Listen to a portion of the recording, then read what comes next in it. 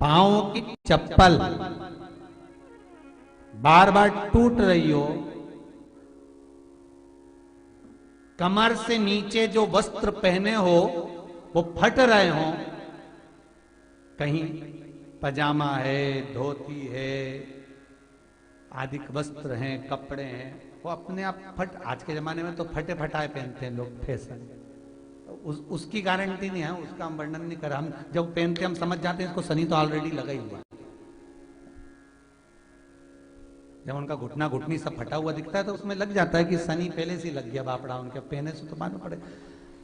शनि का नियम है, शनि कथा कहती है पांव की चप्पल बार बार टूट रही हो, घिस गई हो, बद्दी टूट रही हो, कुछ कर रही हो, और अगर कमर से नीचे जो वस्त्र पहने हो वो अपने आप फट रहे हो, समझ लेना कि शनि पांव से प्रवेश कर रहा, मतलब अपनी प्रखरता शनि दिखा रहा। किसी मंदिर में गए महाराज और वहां जाने पर चप्पल चली गई तो समझ लेना शनि की कुदृष्टि अब पड़ना बंद होना चालू हो गया। कितना सुंदर कहा है महाराज। जूता चप्पल आज के जमाने में तो फैशन हो गई साहब, घर की चप्पल अलग होती है, बाहर की चप्पल अलग होती है। लोग घर में चप्पल किचन तक में पहन के जाते हैं। अरे पानी ले जाओ सीओर से।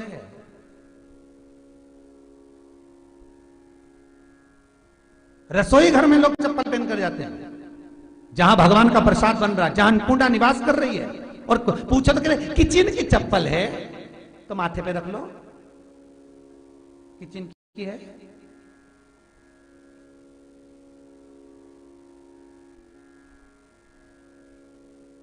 एक नियम बना लो साहब, थोड़ा सा निवेदन, थोड़ा बुरा तो लगेगा रे, सीओर वाला महाराज वैसे भी बहुत कड़ला बोलता है, लोग कहते हैं हम थोड़ा कड़ला जरूर बोलते, पर निवेदन है आपसे, तुम अपनी मां को जरूर देखना है एक बार। वो बूढ़ी मां कितनी बार किचन में चप्पल पहन कर गई, मुझे जरूर फोन कर कर बताना। बूढ़ी मां रसोई घर में आज भी बिना चप्पल के जाती है, और बहुओं की कहीं एड़ी नहीं फट जाए, ठंड नहीं बैठ जाए, इसलिए ये रसोई घर तक में चप्पल पहन कर जाती है। किचन की है, फिर तू कहां की है, वो भी तो सोचना।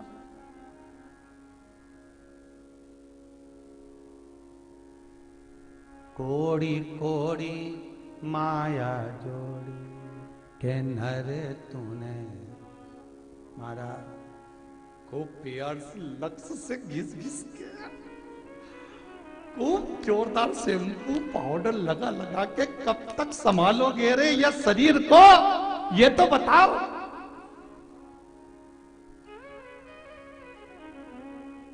कब तक?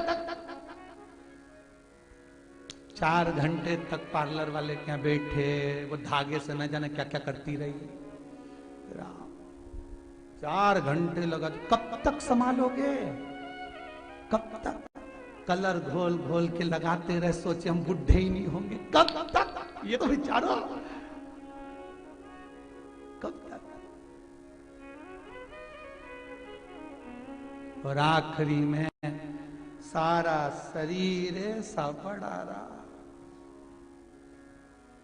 पोता पोती को भी पास में नहीं जान देते, बेटे तक रोते दूर से, बहू में खड़ी होके रोती, बेचारी बेटियां गले लग लग रोती, अम्मा चली गई, सब धरा पड़ा रह गया। शरीर शरीर लाखों रुपए इसी पे बर्बाद कर दिए,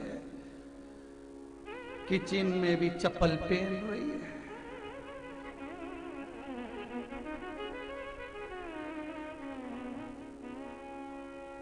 सूर्य नारायण की कथा पढ़ना,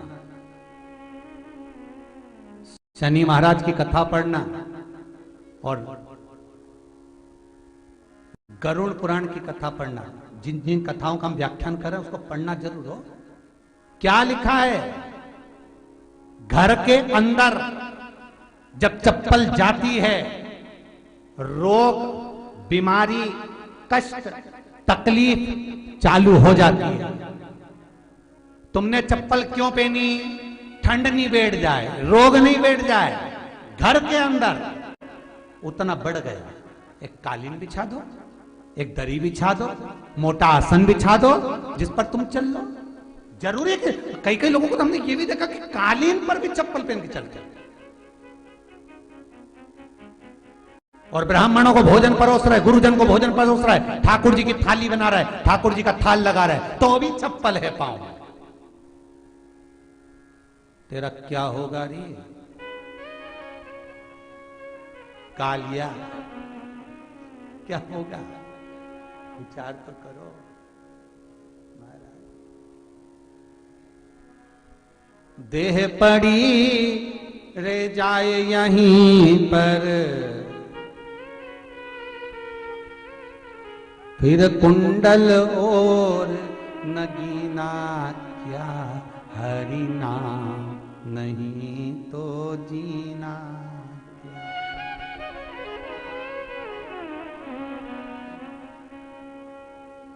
अभी भी सुधर जाओ रे, अभी भी सुधर जाओ, नहीं सुधरो तो सिधर जाओ रे।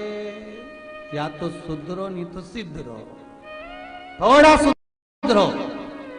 रसोई घर में अन्नपूर्णा रहती है। रसोई घर में शिव महापुराण की कथा कहती है, जब भगवान शंकर को मां जगत जननी भोजन करा रही थी, शंकर जी ने वर मांगा था अन्नपूर्णा से, ए अन्नपूर्णे तुम मेरे घर के बच्चों का भरण पोषण कर रही है, इस मृत्यु लोक में जितने मनुष्य जन्म लेते हैं ये मेरे पुत्र कहलाते हैं। तो अन्नपूर्णा ने कहा चिंता मत करना भोलेनाथ, जिस जगह पर एक स्त्री, बेटी, कन्या या घर की बहू या बूढ़ी मां भोजन बनाएगी, उस जगह पर मैं अन्नपूर्णा उसके शरीर में प्रवेश करूंगी, और वो रसोई घर नहीं होगा, वो मेरा और तुम्हारा मंदिर कहलाएगा। अब मंदिर में चप्पल पहनकर भोजन का निर्माण करना ये श्रेष्ठता नहीं। एक आसन पटक लो आप रसोई घर के अंदर, जिस आसन पे खड़े होकर आप भोजन बना लो, मोटा सा आसन रख लो, चप्पल की जरूरत ही नहीं। काहे फैशन में मर जा रहे